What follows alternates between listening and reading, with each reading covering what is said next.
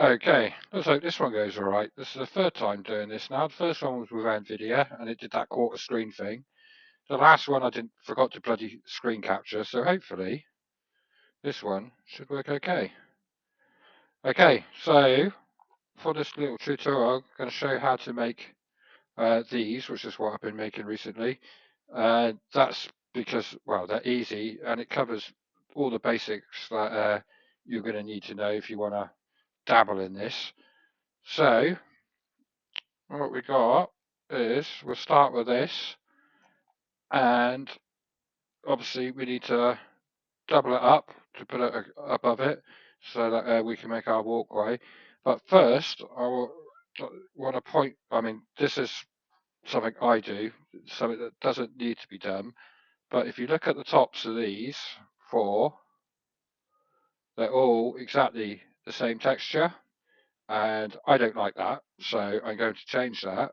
So what you do is you right click onto it, texture, edit UV.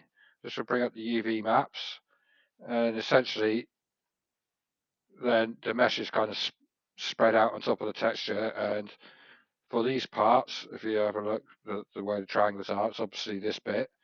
They're all on top of each other, hence why they're all exactly the same texture.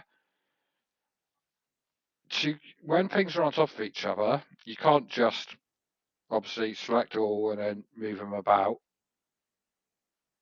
because it'll move everything together. So what you need to do is just click on one vertex and then select connected and then drag him off. And then basically we need to do this for each one.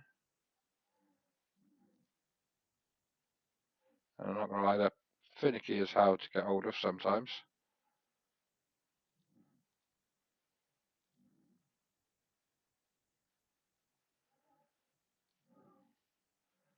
So now, ooh, I can bloody get hold of it. Where is it? There it is. They're all slightly different textures. And yeah, that'll break up that. So, if you take a look at the column on the left, basically you always start with a BS fade node. This is the node that everything is put inside. Then you've got the BS flags, and these are basically the flags for the shaders for what the creation kit in the game read to tell it what type of mesh it is. So in this case, because we've just got collision, we just need havoc ticked. But if we had an animation on there, it'd obviously be you'd tick animate as well. If, for example, we had a lit candle on there, the flame would be an add-on. So you make sure that's ticked. If it's a furniture marker, um, you'd have editor marker ticked. And if, for example, it's a building and the windows glowed on the building like they do, um, you'd need external emit, and this will allow them to light up in game. But you also need a glow shader on the window to enable that. But in this case, because we're just got pure static collision, we only need havoc tick. And then you've got your collision, and if we tick the bouncing ball here, that's what the collision will look like. If it's red, it's static, and if it's pink, it's generally movable, as in it'd be like a door that opens, and then if it's blue, it's the stuff that is kicked around all over Skyrim. So yeah, that's that. So basically, when I duplicate, if I was to duplicate this, I'd have to duplicate that bit, and that bit, and they'll just follow, stack up behind it. But I want them in their own node so that I can move them all together rather than individually. So to do that, what I need to do is I need to attach an NI node, and this essentially acts as a kind of like bracket or box that everything goes inside of. And then anything that I do to that NI node, like moving wise, will move everything inside it, so I don't have to move everything individual. So here you go to right click on it, node, attach node, and we want an NI node, just down at the bottom. And then we need to name that NI node, and I'm going to call it wall 01. I guess. And then we need to put all of this inside of that node. So to do it, if we click on the collision first, collision is always at the top. Control C to copy, click on the NI node, Control V to paste it inside, and do the same for the tri-shapes. And then we need to delete these because we don't need them anymore because it's all inside there. And then if we do spells sanitize reorder blocks, what this does, it reorders the numbers here, because what I need to do is apply this collision to the NI node, whereas at the moment it's parented to the fade node. So to do that, click on the object, double click into its name, and if I type 2, which is the NI node, it'll automatically put number 2, wall O1 there. So now, if I wanted to move this, I can move everything in one rather than individually, which makes life a lot easier. Doing it this way also allows me to move the collision. If the collision was outside its fade node, outside the NI node, I wouldn't be able to move it. So I need to put the collision in the node so that I can move it. So we got that there. And then basically I need to duplicate this. So you can either, there's several ways to do it. You can go into block, copy branch, click on the fade node because we want to paste it into there, block, paste branch, and that'll paste it in there. Or control delete. I could basically highlight that and do control D, which just duplicates, which makes life a lot easier. Or I could have control C, control V, but yeah. So then I need to rename all of this. Nothing can ever have the same name, because essentially what these names are, if there's any errors in the creation kit or anything, or any error logs and things, it will actually name these bits, so you know where the error is.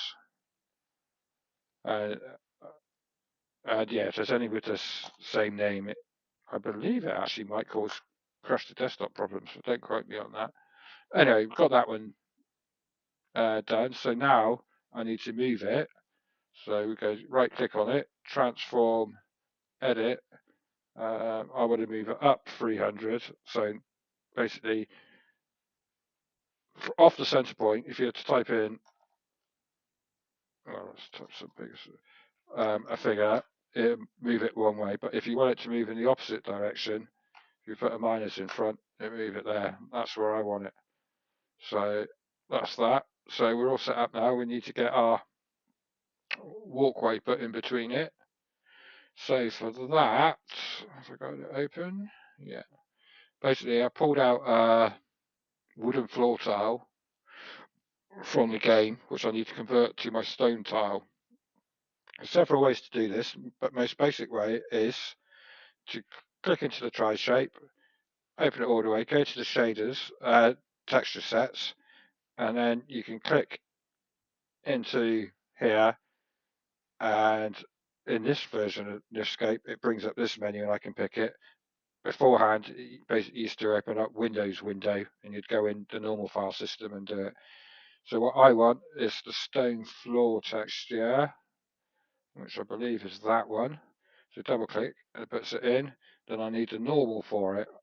I can either go through here and find a normal, or if I double click onto it, highlight it all, Control C, Control V, and then just add the N at the end for normal, and yeah, that'll bring it across. Or there's another cheaty way to do it, which generally I actually prefer, because for example, with that piece, originally it's a floor tile, so potentially, and in this case it has, the specular colour on it is slightly yellowy because of the wood tones. So by doing the textures through here, essentially we leave all the shader properties for wood in place. So what we ideally need to do is, I just had 4, I might not have done, yeah, I did. We need to essentially put these shader properties on it. The easiest way to do this, rather than going in and changing names, find a mesh with the same texture on, in this case this. If I click on the tri-shape, I can click on the shading properties, Control C to copy, and then I can paste them onto here.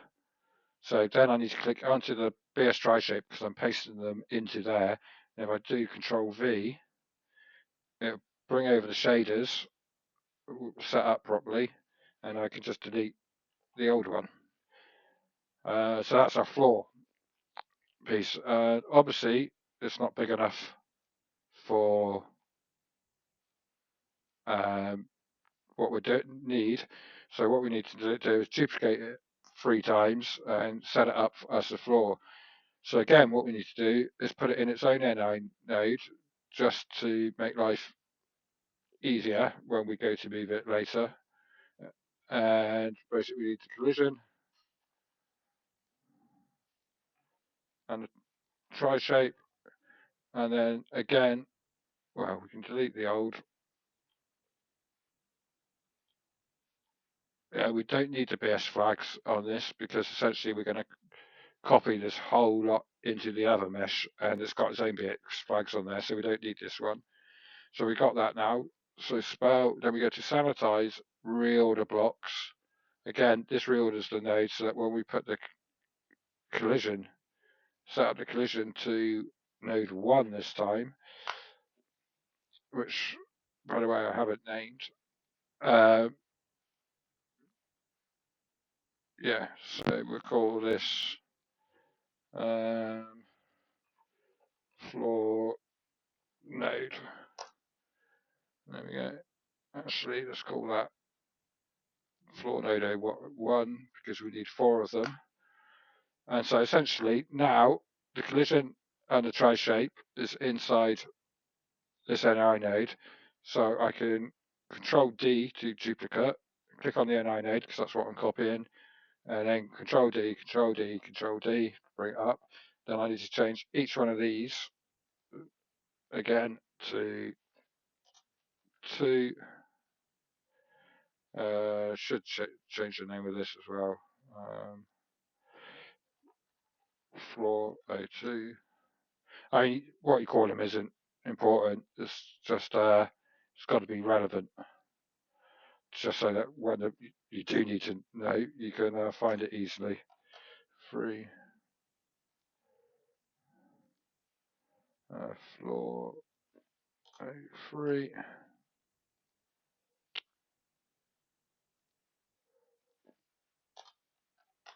3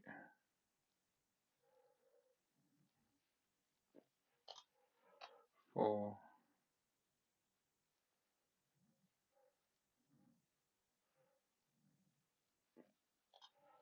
4.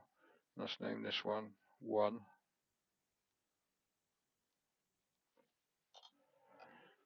So they're all named, and then essentially now we've got the floor pieces and we need to move them across to where we need to. So basically these, as a square, is generally 256 by 256. So in this case, it makes transforming it or moving it that little bit easier. So you just type 256 in there and it'll move it over and be perfectly next to each other. And then transform, edit. If we do minus 256, put one on the other side. So, alright, maybe it doesn't. Transform, edit. Oh, that'd be why. Delete, enter, there we go. I put it 2000 blocks away. And then we've got the 4th one. In this case, it doesn't matter which side it goes, but we know we need 512 because again, it's doubled. So there we've got our 4 floor pieces ready to go in between. But if you look, all the textures and everything's in exactly the same place. So as you walk down, it's just gonna, yeah, you're gonna notice that type of thing. So what I do again is click into it, texture, edit UV, and highlight the whole map, and then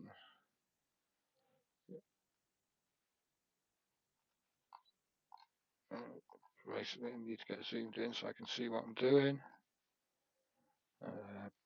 Bring up that. So as I move, you see that the whole texture moves. So what I need to do essentially is just randomize it a bit and make sure that I line it up. That looks about right. I mean, I'm not going to be precise. So yeah, now there's a bit of variation between them. And then we do the same for this one. I mean, with this texture, it's easy because essentially it's got the squares on there, which are easy to line up. But sometimes it can be an absolute bitch depending on the texture. Come on, click on that. Fiddly as hell. So that one will do there. Move it across. I'll do. Yeah, that'll do. So now, yeah, we've got different textures essentially on each one. Where's that? So what we now need to do is paste this into our wall one. So what we need to do, I can paste it from this. I need to convert this fade node into NI node. So I can do that through the right click menu. So I go block, convert, NI node, and now it's an NI node. I might as well name that as floor node, and then I can control C, click into there, and then wrong one, that one. What I want to do is click on the fade node because we want to paste it into there, and then paste it in. And then why I put them in the NI node is now I can pick up this one NI node and edit its height to bring this floor up. Otherwise, I'd have to go into each one of these individually and do it, which is a pain in the ass, obviously. So this way it cuts down work. So let's do 150, see what that does. What I've been doing, let's turn the collision off, is I've been using this line here as a marker for my floor. So if we bring that up to just around there we go. And then we need to bring it over. Let's try 100 and see what that does. Well, that is generally good enough, but just for sake of cleanliness, I'll even it up a bit, and then we need to move it down, obviously. So it's going in the minus direction. I could keep scrolling, or I could type in a number to get it thereabouts. And then bring it to the end. Let's bring it down a bit so we're on that line.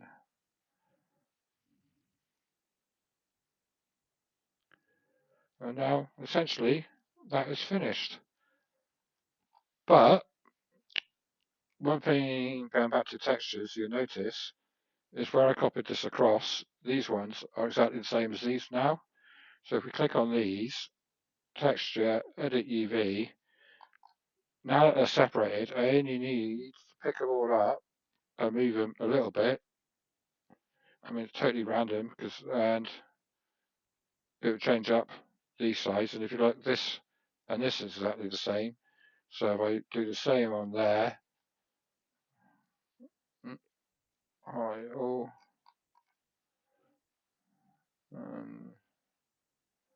and then yeah, there's not much variation in this texture, so I'll just move it across. That'll be enough to separate them. And essentially, that is now finished. When you finish the NIF, oh, we haven't given it its own name at that. This is essentially what we'll be calling the NIF or the mesh. So in this case, I'll just call it E wall 01, for example. And then save as. I'll stick it on my desktop. Eek wall 01. So that's all saved on. So now we need to essentially finalize everything. I mean, it should generally be good to go, but there are certain things that at the end of finishing you need to pretty much do on every one. One of them is remove unused strings. In this case, it's only one because that's the one I just changed there. But the strings are the names that we give everything. So if, for example, this was a big mesh and there's like 50 tri-shapes in here, they'd all have a different name. And so if I went in and changed them all to what I wanted, then 50 would be left in the string list. So by doing that, we delete them off, which essentially, yeah, it might take 1 kilobyte off the size of the mesh, but obviously over thousands of meshes, it adds up. So yeah, that takes that off. And then Santos always do a reorder blocks, so it makes sure all these numbers are run correctly. And then the final thing to do would be in batch, you want to optimize all indices. And essentially what this does, I mean, uh, this is a kind of a very broad kind of description of what this does. But if you take these points as 1, 2, 3, 4, 5, 6, 7, 8, 9, 10, 11, 12, blah, blah, blah. They've all got their own numbers. But sometimes it could be a case of one's there, two's over there, three's there, four's there, etc. And for making things load easier and quicker and blah, blah, blah, you need them all to run concurrently. So essentially by doing the batch optimize all instances, that's what we're doing.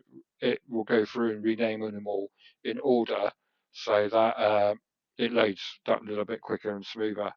So now that's essentially finished. So yeah, you can just save it and call it a day. There are, let's not save that. If I bring up, in this case, I mean, with the walls, you've got the ones that go up. So what I've done is I've got some stairs from another mesh, deleted what I needed to from that mesh, and then basically pasted them in. And they come with collision, so I've pasted that collision in as well. And yeah, so basically everything's got collision, and yeah, so that's really explain that. And then obviously what I was saying about the nodes for this floor piece, I only had to raise this one node rather than inside this node. That node gives that height for them, whereas that's got its own individual height, which will allow me to do that.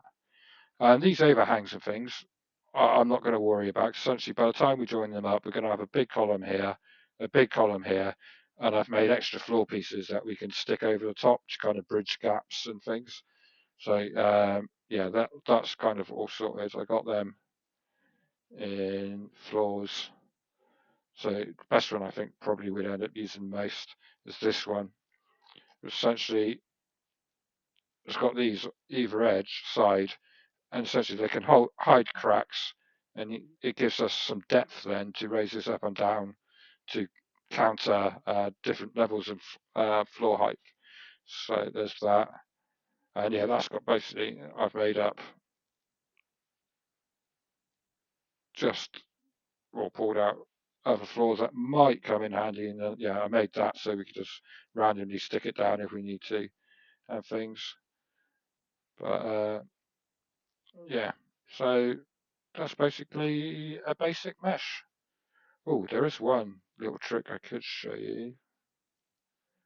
Walls 60. On this one, because it's such a steep curve, basically, if I was to run them straight, you get left with gaps which you can't cover up. I mean, if I was to pull that down, that would bring a gap here. And so, but then if you were to rotate them, essentially, uh, tile lines won't run, or the texture won't run straight. So on this last piece, which I've put on an angle, essentially what I've had to do is go into the edit UV and rotate that. And that's all done on your right click context menu. So you've got rotation selection there.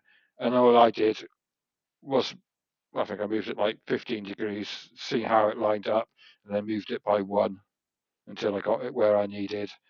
And then basically you drag this around on here until you get to the point where, if you notice, they line up pretty well together. Yeah, I mean, obviously you wouldn't even know there was a line going through there. But that comes to the other thing, and that is, if you are going to overlap things, always make sure there's a small gap in between them, because otherwise you get that Z flighting, which is the flickering of textures where they're literally bang on top of each other. So there's a 0.25 gap between that one and that one in height, just to allow that to happen. So that's just something to bear in mind. I think that pretty much covers everything, and hopefully this one's actually recorded okay. Let's have a look.